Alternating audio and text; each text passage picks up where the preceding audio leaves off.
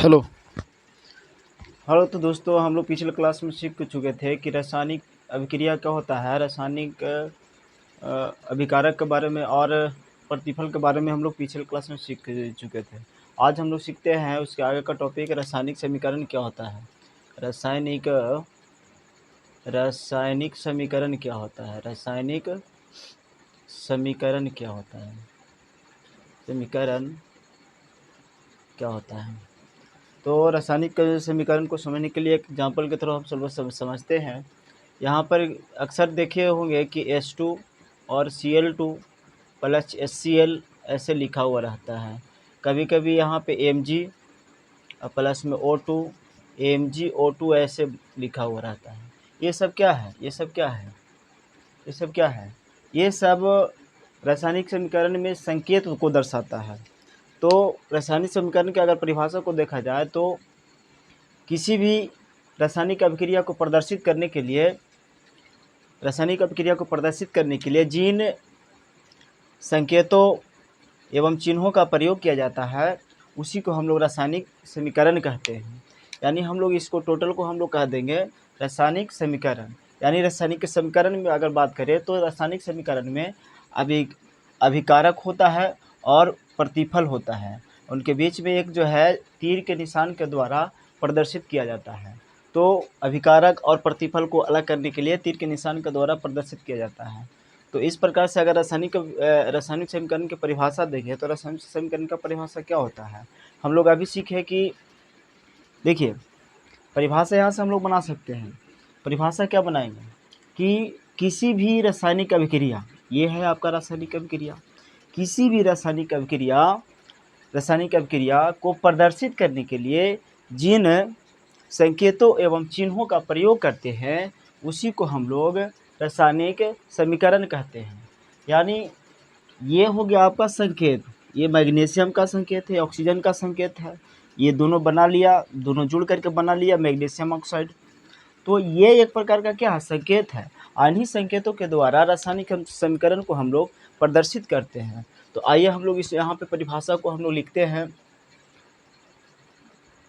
यानी रासायनिक अभिक्रिया को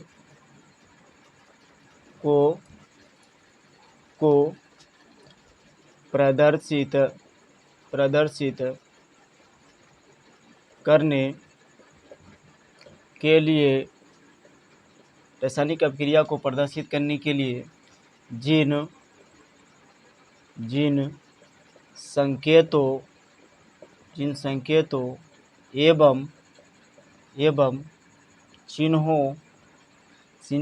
एवं चिन्हों का प्रयोग किया जाता है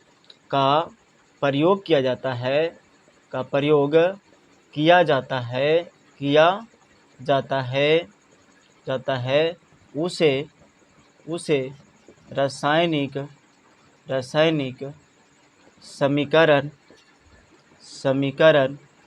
समीकरण कहते हैं। रासायनिक समीकरण कहते हैं। परीक्षा में क्या आएगा।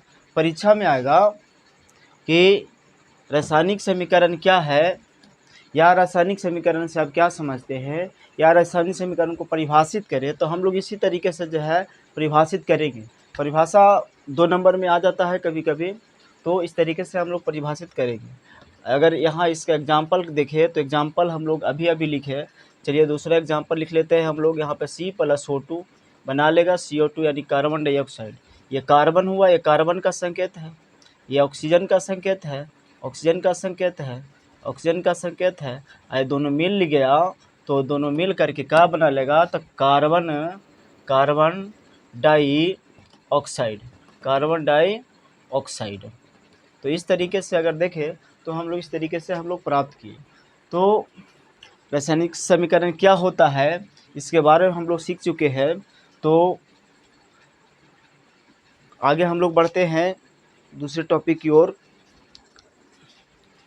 आगे हम लोग सीखेंगे कि रासायनिक समीकरण के बाद कि अगर इसको देखा जाए तो ये जो है रासायनिक समीकरण 2 तरह के होता है। ये रासायनिक समीकरण कितना तरीके का होता है, 2 तरीके का होता है। रासायनिक समीकरण दो तरीके का होता है, एक संतुलित रासायनिक समीकरण और एक असंतुलित रासायनिक समीकरण। एक संतुलित रासायनिक समीकरण, एक असंतुलित रासायनिक समीकरण। अब देखते हैं संतुलित रासायनिक समीकरण क्या होता है। संतुलित रासायनिक समीकरण क्या होता है, तो हम लोग यहाँ पर देखेंगे कि रासायनिक समीकरण जो होता है, रासायनिक समीकरण दो प्रकार के होता है। रासायनिक समीकरण दो प्रकार के होते हैं। रासायनिक समीकरण दो प्रकार के होते हैं। पहला रासायनिक समीकरण क्या होगा, तो पहला रासायनिक समीकरण होगा संतुलित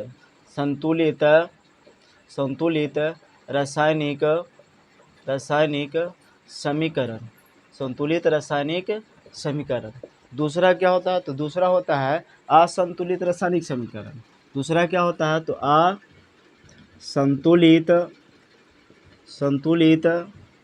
रासायनिक समीकरण, असंतुलित रासायनिक समीकरण। तो हम लोग अभी सीखे कि रासायनिक समीकरण कितना प्रकार का होता है, दो प्रकार के, संतुलित रासायनिक समीकरण और असंतुलित रासायनिक समीकरण। थोड़ा सा देख लेते हैं।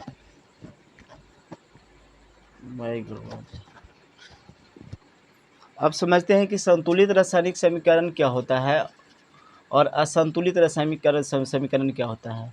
संतुलित रासायनिक समीकरण, संतुलित रासायनिक समीकरण क्या होता है, हम लोग लिखते हैं कि यहाँ पे Mg से क्या हो गया, मैग्नीशियम, और यहाँ पर लिख दिया ऑक्सीजन, यहाँ पर लिख दिया ऑक्सीजन, और दोनों रिएक्शन करेगा, तो दोनों रिएक्शन करेगा तो क्या बनाएगा, तो यहाँ पे बना लेता है मैग्नीशियम ऑक्साइड MgO। अगर हम देखें तो यहाँ पर मैग्नीशियम का एक परमाणु है। मैग्नीशियम का कितना परमाणु है, एक परमाणु है। मैग्नीशियम का कितना परमाणु है, तो एक परमाणु है। मैग्नीशियम का एक परमाणु है। और ऑक्सीजन का दो परमाणु है। ऑक्सीजन का कितना परमाणु है, तो दो परमाणु है। अब यहाँ पर मैग्नीशियम का एक परमाणु, ऑक्सीजन का दो परमाणु है, तो इधर दो है तो इधर भी ऑक्सीजन दो होना चाहिए। और मैग्नीशियम अगर इधर एक है तो इधर भी मैग्नीशियम एक होना चाहिए। अब यहाँ पर देख रहे हैं कि मैग्नीशियम एगो हो गया, यानी दो गो हो गया, यानी एगो हो गया यानी दो गो हो गया, तो दिक्कत की बात है। तो ऐसे अगर हो जाए, यानी कहने का मतलब कि प्रतिफल और अभिकारक के परमाणुओं की संख्या अगर समान रहे, प्रतिफल और अभिकारक में के परमाणुओं की संख्या अगर समान रहे, प्रत्येक परमाणुओं की संख्या अगर समान हो, तो वैसे समीकरण को संतुलित रासायनिक समीकरण कहते हैं। वैसे समीकरण को हम लोग संतुलित रासायनिक समीकरण कहते हैं। यहाँ पर अगर बात करें तो ये संतुलित है कि असंतुलित है, संतुलित नहीं है, असंतुलित है। क्यों असंतुलित है, क्योंकि यहाँ पर जो है मैग्नीशियम एगो है और यहाँ पर ऑक्सीजन कितना है, दो गो है। यहाँ पे मैग्नीशियम एगो है और यहाँ पे मैग्नीशियम दो गो है। इधर देख रहे हैं कि मैग्नीशियम एक ही गो है, यहाँ पर मैग्नीशियम एगो है, ऑक्सीजन कितना है, दो गो है। मैग्नीशियम एगो है और ऑक्सीजन सॉरी मैग्नीशियम यहाँ पर जो है एगो है, ऑक्सीजन भी एगो है। यहाँ पे ऑक्सीजन कितना था, दो था। तो इसको बैलेंस करेंगे, यानी जो है संतुलित करेंगे। संतुलित करने के लिए क्या करेंगे कि यहाँ पर जो है मैग्नीशियम एगो है तो एगो है, क्या करेंगे, यहाँ पे दो है तो यहाँ पे लगा दे दो लगा दिए। जैसे यहाँ पे दो लगाया तो मैग्नीशियम दो हो गया और ऑक्सीजन भी दो हो गया। मैग्नीशियम भी दो हो गया, मैग्नीशियम के भी दो परमाणु, ऑक्सीजन के भी दो परमाणु। तो मैग्नीशियम के जब दो परमाणु हो गया तो अब क्या करेंगे, यहाँ पर तो ऑक्सीजन दो हो गया लेकिन मैग्नीशियम दो हो गया, तो अब यहाँ पे क्या करेंगे, यहाँ पर जो है दो लगा देंगे। ठीक है, तो यहाँ पे मैग्नीशियम का जो है दो परमाणु हो गया और यहाँ पर भी मैग्नीशियम का दो परमाणु हो गया, ऑक्सीजन का दो परमाणु हो गया, यहाँ पर भी ऑक्सीजन का दो परमाणु हो गया। अब हम कह सकते हैं कि अभिकारक में जितना परमाणु था और प्रतिफल में जितना परमाणु है आपस में बराबर है, यानी प्रतिफल और अभिकारक के प्रत्येक परमाणु की संख्या आपस में बराबर है। तो इसको हम कह सकते हैं कि संतुलित है। इसको कह सकते हैं क्या है, संतुलित है। लेकिन अगर प्रतिफल और अभिकारक के प्रत्येक परमाणु की संख्या अगर समान नहीं हो, प्रतिफल और अभिकारक के प्रत्येक परमाणु की संख्या अगर समान नहीं हो, तो वैसे समीकरण को हम लोग असंतुलित रासायनिक समीकरण कहते हैं। जैसे अगर यहाँ पे देखा जाए तो आप लोग बता सकते हैं कि कार्बन प्लस ऑक्सीजन ये बना लेता है CO2, बताइए कि संतुलित है कि असंतुलित है। तो संतुलित होने के लिए कार्बन यहाँ पे एगो तो इधर भी एगो, यहाँ पर जो है दूगो है तो यहाँ पर भी दूगो है, यानी जो है इधर अभिकारक और प्रतिफल के प्रत्येक परमाणु की संख्या समान है। तो ये क्या है, संतुलित रासायनिक समीकरण है। ये क्या है, तो ये संतुलित रासायनिक समीकरण है। आगे अगर और एग्जाम्पल की बात करें तो और एग्जाम्पल हम लोग ले सकते हैं, और एग्जाम्पल हम लोग लिख सकते हैं। यहाँ पे आप लोग सीख सकते हैं। यहाँ पे H2 हो गया, यहाँ पर Cl2 हो गया, बना लेगा HCl। अब यहाँ पर देख रहे हैं कि हाइड्रोजन के 2 परमाणु हैं। हाइड्रोजन कितना परमाणु है, 2 परमाणु। क्लोरीन के भी यहाँ पे कितना परमाणु है, 2 परमाणु है। हाइड्रोजन के 2 परमाणु, क्लोरीन के 2 परमाणु, यानी अभिकारक में हाइड्रोजन के 2 परमाणु, क्लोरीन के 2 परमाणु है। लेकिन प्रतिफल में अगर देख रहे हैं तो हाइड्रोजन के 1 परमाणु, क्लोरीन के 2 परमाणु क्लोरीन के 1 परमाणु और हाइड्रोजन के भी 1 परमाणु हो गया। तो यहाँ पर हम देख रहे हैं कि हाइड्रोजन और अभिकारक और प्रतिफल के परमाणु के समान, परमाणुओं की संख्या जो है समान नहीं है। तो हम लोग यहाँ पे संतुलित रासायनिक समीकरण कहें कि असंतुलित कहेंगे। तो ये वाला जो है रासायनिक समीकरण जो है आपका असंतुलित है। क्यों असंतुलित है, क्योंकि इधर वाला और इधर वाला बराबर नहीं है। तो आई होप कि आप लोग समझे होंगे। आगे बढ़ते हैं तो इसका परिभाषा अगर हम लिखें संतुलित रासायनिक समीकरण को, तो वैसे रासायनिक समीकरण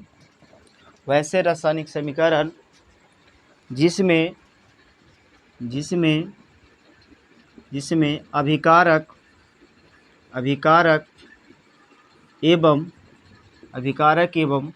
प्रतिफल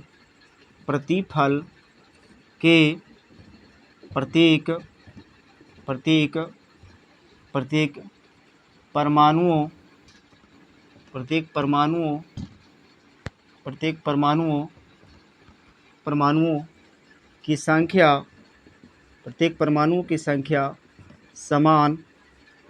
प्रत्येक परमाणुओं की समान हो, उसे संतुलित रासायनिक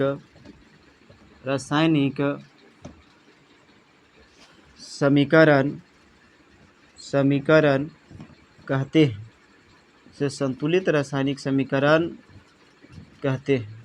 जैसे यहाँ पर लिख ले C+O2 CO2, और अगर एग्जाम्पल लिखे तो यहाँ पे H2 + Cl2, यहाँ पर हो जाएगा आपका HCl। यहाँ पर 2 लगा देंगे तो बैलेंस हो जाएगा। तो आई होप कि संतुलित रासायनिक समीकरण के बारे में आप लोग सीखे होंगे। तो चलिए आगे बढ़ाते हैं। इसको जो है जितना भी टॉपिक लिखाया जाता है, इसको वीडियो को पॉज कर करके, चाहे तो स्क्रीनशॉट कर करके आप लोग जो है अच्छा सा नोट्स बना सकते हैं। क्योंकि साधारण सा आसान भाषा में लिखा हुआ है। आसान भाषा में जो है परीक्षा में इस तरीके से लिखिएगा तो एग्जामिनर अच्छा नंबर देगा। परीक्षा में ये सब सवाल जो है पूछा जाता है 2-2 नंबर में। तो अगर इस तरीके से उदाहरण के साथ अगर परीक्षा में लिख देते हैं तो अच्छा से अच्छा नंबर परीक्षा में आएगा। तो अगर आगे बढ़ते हैं, संतुलित रासायनिक समीकरण हो गया। आगे बढ़ते हैं हम लोग असंतुलित रासायनिक समीकरण के बारे में।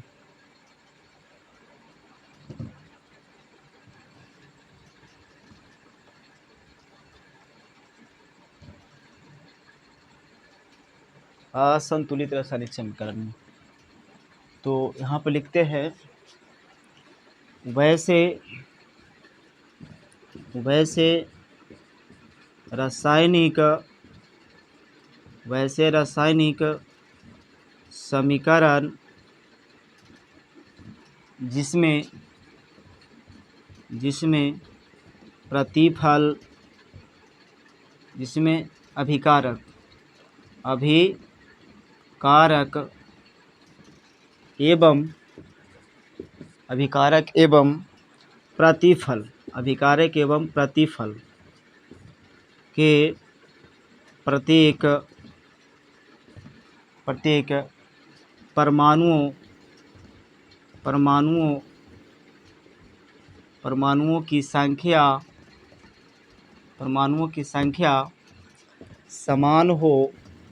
समान हो उसे समान नहीं, असमान हो उसे असंतुलित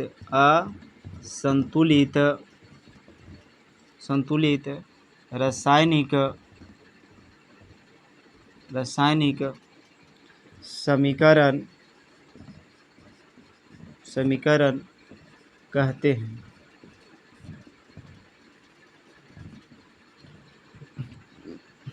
जैसे H2 प्लस Cl2 HCl, यहाँ पर जो हो जाएगा। और देखते हैं और एग्जांपल इसका अगर लिया जाए तो और एग्जांपल लेते हैं तो H2 plus N2 plus H2 बना लेगा NH3 यानी अमोनिया। ठीक है, और कई एग्जांपल हो सकते हैं। आगे रासायनिक समीकरण में हम लोग सीखेंगे तो वहाँ पर बहुत सारे एग्जांपल हम लेंगे। आगे जो है संतुलित असंतुलित करने के लिए सीखेंगे तो आगे जो है बहुत सारे एग्जांपल लिया जाएगा। तो संतुलित और असंतुलित रासायनिक समीकरण के बारे में जो है आज हम लोग सीखे हैं। वीडियो ज़्यादा बड़ा नहीं बनाएंगे, ज़्यादा बड़ा बनाने से जो क्या होता है कि अपलोड सही से नहीं होता है, बहुत देरी अपलोड होने में लग जाता है, अपलोड होने में लगता है। तो आज वीडियो को यहीं तक रोकते हैं। तो आज हम लोग सीख चुके होंगे कि संतुलित और असंतुलित रासायनिक समीकरण क्या होता है। यहाँ पर परीक्षा में पूछा हुआ है कि संतुलित रासायनिक समीकरण क्या है। तो परीक्षा में अगर इस तरीके से प्रश्न आया हुआ है तो ऑब्वियसली है कि आगे आएगा, 2 नंबर में पूछ लेता है। तो आप लोग जो है अच्छा से इसको करिएगा और परीक्षा में अच्छा से अच्छा तरीके से लिखिएगा ताकि परीक्षा में अच्छा मार्क्स आ सके। और इस तरीके की वीडियो हमेशा सिस्टमेटिक ढंग से केमिस्ट्री का जो है पूरे सिस्टमेटिक ढंग से हम वीडियो को उपलब्ध कराएंगे। और आप लोग का जो है जितने भी भाई बहन हैं वीडियो को ज़्यादा से ज़्यादा शेयर कर दीजिए, सब्सक्राइब कर दीजिए तो बेहतर रहेगा, ताकि जो है हमें भी लगे कि नहीं हम जो काम कर रहे हैं कुछ अच्छा ही कर रहे हैं। तो जय हिंद, जय बिहार के स्टूडेंट, नमस्कार।